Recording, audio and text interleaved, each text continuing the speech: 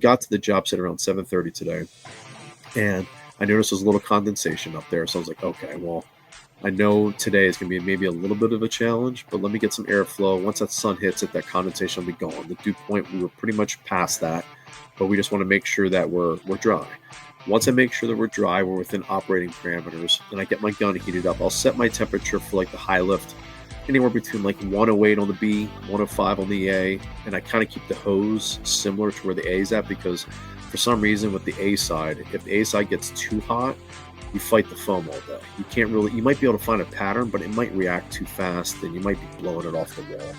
So Yeah. you gotta find like what's comfortable for you. And what I do is I take some cardboard, which we have a billion sheets that we take with us to a job site, and I'll lay that down and I'll start spraying onto that cardboard.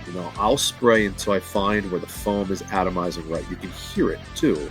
You can, as you're running it back and forth, you actually will hear like the beads of foam hitting it, and it's kind of blending into a flat surface.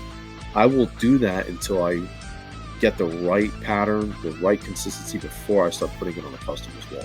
Even if Yeah. it takes me a half an hour. So I got to make sure that my temperatures are right, it's calibrated right, and I have a nice perfect circle pattern. Like some days you kind of can't help it, like it might obscure a little bit, and you kind of work with it.